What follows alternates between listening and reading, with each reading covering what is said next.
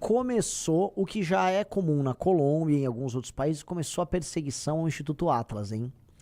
Vamos lá. E não veio não veio do PT, não. Tá? Olha.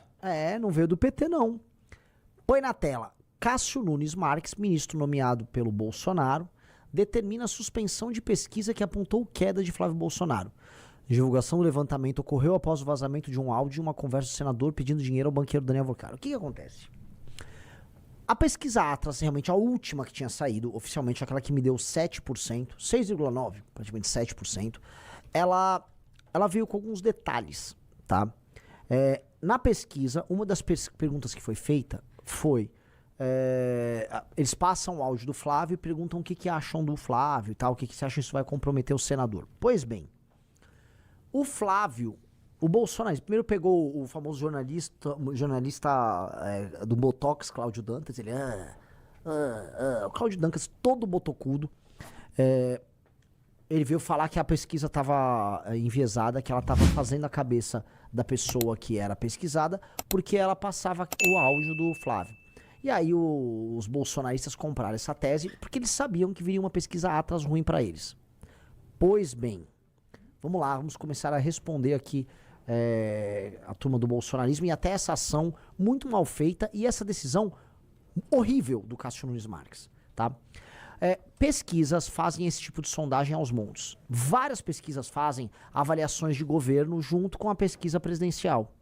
Várias, isso é normal, todas fazem. Esta da Atlas, o que ela fez? Tem as perguntas, você já toma de cara as perguntas envolvendo a eleição presidencial, e aí no final vem a sondagem sobre vários temas. O maior, vamos colocar aqui, a maior alvo desse tipo de coisa é em geral quem é mandatário, quem é presidente da república, porque depois de fazerem a pesquisa presidencial, vem pesquisa sobre inflação, preços dos alimentos, segurança, tal. Em resumo, a resposta que o cara dá sobre o Flávio é depois da pesquisa de voto. É óbvio, não interfere. E isto é aceito no mundo inteiro. Aí os Bolsonaro responderam, né? Ai, que absurdo, não sei o que. E conseguiram uma liminar porca do Cássio Nunes. E não há o que dizer, é uma liminar porca. Porca. Pra impedir a divulgação. E difícil, porque assim, estamos falando realmente de um país que pesquisa eleitoral é um nicho de mercado fechado. As pesquisas que são minimamente... As pesquisas que são minimamente sérias aqui no Brasil, infelizmente, tem que ser pesquisas que têm participação internacional. E essa é a beleza da Atlas. Como ela é um instituto internacional, a Atlas ela não vai... A tendência da Atlas, eu espero, né, mas parece ser o caso, é de não se vender para os políticos ou para uma determinada emissora. Eu já expliquei para vocês dos interesses de quase todas. A Paraná Pesquisa é bolsonarista, tem negócios com a turma do bolsonarismo. Um negócio assim, eles fizeram pesquisa pro Bolsonaro em 2022. A Quest, eu nem comento, né? Eu já mostrei para vocês. O Instituto de Pesquisa Quest tem contratos de assessoria com clubes de Minas, clubes de tênis em Minas Gerais, da turma da elite de BH, que é ligada ao Zema, com a Localiza, que é do maior doador do Zema, com a CEMIG, que é uma empresa estatal de Minas. E aí ele ficava falando bem nas reuniões de consultoria, né, o cara da Quest, sobre o Zema.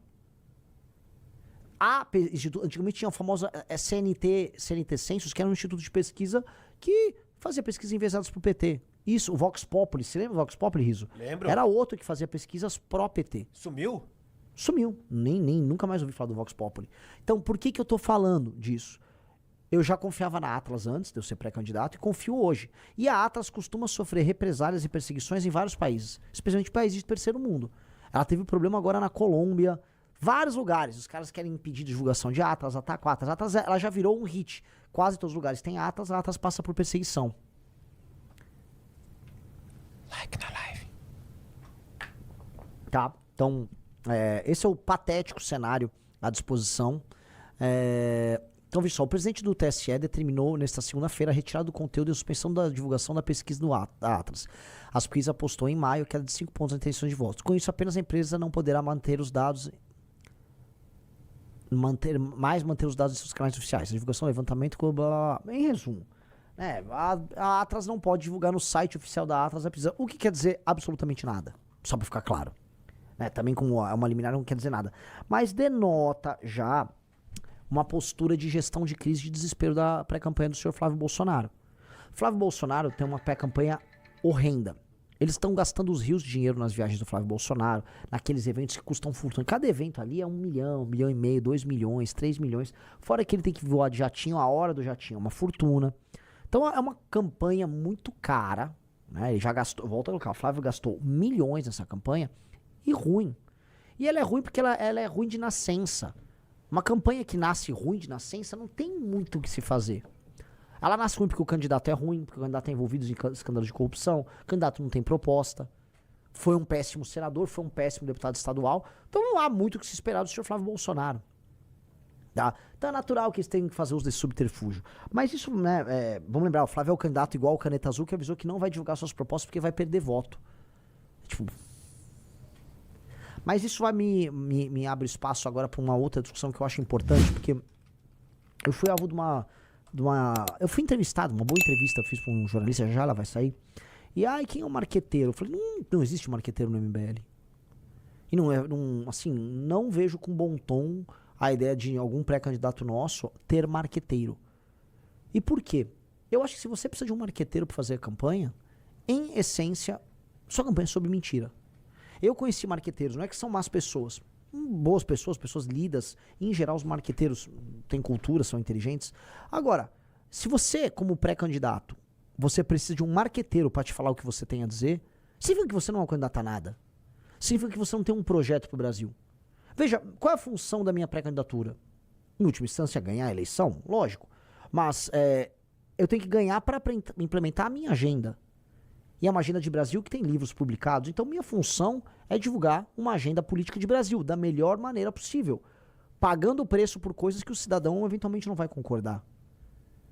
Quando você contrata um marqueteiro e o marqueteiro diz o que você tem que falar, como você tem que se vestir, deixa eu entender. Então, você não é nada. Você é um produto genérico numa prateleira. Então, eu tenho uma ressalva muito grande essa coisa do marqueteiro. E o Flávio fica mudando de marqueteiro como quem muda de cueca. O Lula também estava, né? Que ele manteve o Sidônio. Mas o Lula uma hora era o João Santana, antes era o Duda Mendonça. Eles ficam lá também pulando atrás de marqueteiro, como se isso fosse resolver alguma coisa. Eu conheço o caso, só para falar para vocês, que as propostas de um candidato são montadas pelo marqueteiro. O marqueteiro faz pesquisa. Você tá rindo isso? A gente sabe que é isso. Sim. Ou então o marqueteiro ele levanta assim, ele faz aquelas pesquisas quanti. Que é aquelas pesquisas que pegam a opinião geral dos brasileiros. A preocupação brasileira é segurança, é corrupção.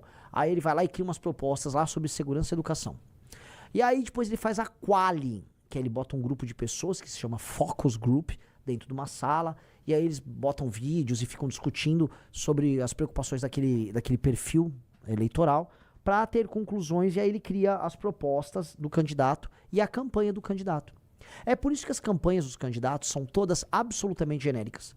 Tem coisa mais genérica, por exemplo, do que as campanhas à la Geraldo Alckmin. Olha, a Dona Maria, ela quer saúde, ela quer emprego na ponta, ela quer transporte de qualidade, ela quer segurança, tá? E olha só, ela não aguenta mais a roubalheira dos políticos. Isso é só platitude essencialmente genérica. Tá, me fala aí uma política de corte de gastos do governo que você vai ter que fazer que é impopular. Olha, nós vamos cortar aquilo que é desnecessário, igual a dona de casa faz quando ela tá com o orçamento apertado. Vai ter que no mês cortar um pouco da bolacha, tá? De uma visita às vezes no restaurante, mas tudo em prol da família ficar feliz. Esse é o discurso do marqueteiro. Eu tô fazendo tudo ao contrário. Eu acho que a nossa pré-candidatura, se ela vencer a eleição, ela vai reescrever o playbook eleitoral. E o que é reescrever o playbook eleitoral? Vamos falar a verdade o tempo todo. Eu fui hoje na Band, na Rádio Bandeirantes, e lá na Rádio Bandeirantes eu fui nessa linha. Um cara me perguntou, reforma fiscal, eu falei, ninguém vai falar que vai precisar desindexar aposentadoria e BPC do salário mínimo, que é altamente polêmico, que vai precisar fazer outra reforma da Previdência. Ninguém quer falar pro eleitor isso. Querem mentir pro eleitor, e eu vou falar. Olha como é libertador. Falei, galera. Tá dito. Sou contra esta PEC vagabunda do fim da escala 6x1, que é ilusão pro trabalhador. E daí? Falei, tá falado. Vai ter gente que não concorda, como no meu Instagram, né, que agora ele vem crescendo, então tem muita gente que não é missionário, tem gente que tá seguindo o pré-candidato Renan. Pô, Renan, discordo de você. Beleza, você discordou, mas você sabe minha opinião. Não tô mentindo pra você. Não é muito mais verdadeiro? E mais, eu acho que esses marqueteiros são meio chongos. A pessoa vai preferir um cara que fala uma opinião contrária na cara dela do que a pessoa que engane ela, porque as pessoas estão cansadas do político que apenas mente pra elas. Então, o desenho, né, como é que eu posso colocar? O desenho de uma pré-candidatura séria é uma pré-candidatura que não tem marqueteiro. E minha pré-candidatura não terá marqueteiro. Ah, quem é o marketing? O marketing é eu, o Riso, é o time nosso, que não é o marketing. É tipo, qual a melhor maneira de divulgar essas nossas ideias sem esconder as ideias? Pronto. Ó que tranquilo. Nossa. Né? Ah, não, você chegar pra esses caras assim, e os caras são obrigados a dar uma opinião impopular. Nossa! E vou te falar, o próprio Bolsonaro era um candidato supostamente de sistema que tinha medo de falar a verdade pro eleitor. Não tentou sabotar a própria reforma da Previdência, que não era dele, no fundo veio do governo anterior, mas isso não interessa muito. Né? E aí eu vou falar uma coisa, o PT, por mais que minta e minta muito pro próprio eleitor, tanto que a última campanha do PT não teve nenhuma proposta, foi só o Lula falando de picanha e tal, o PT como partido, fora da candidatura do Lula, ainda tenta defender uma agenda que é altamente impopular com os brasileiros. O PT é pró-aborto, isso é majoritário na sociedade civil, os brasileiros são contrários vamos dizer, ao liberou geral na questão do aborto. O PT ele tem uma agenda pró-bandido. O PT defende criminoso, o PT não quer aumento de penas, o PT não quer fim da maioridade penal. E o PT luta por essa agenda pró-bandido por aí e não esconde. Então fica aquela coisa em que os esquerdistas, né, tirando a missão, tem mais bagos para defender aquilo que é impopular do que a direita. A direita é um bando de influencer que só quer ganhar seguidor e like, não tem coragem de bancar o jogo. Então, a gente tem que ser corajoso. Não tem aquele lema? Olha, falta aos bons a audácia dos canalhas. Falta aos bons a audácia dos canalhas. Os canalhas do petismo são mais audazes a ponto de falar coisas que atentam contra o brasileiro na cara do brasileiro. E ganham a eleição. Tô errado? E ganham a eleição. O partido mais vencedor desde a redemocratização. Gostou deste vídeo? Curta, comente e se inscreva para mais cortes como esse. E não se esqueça, nada escapa da mira da onça.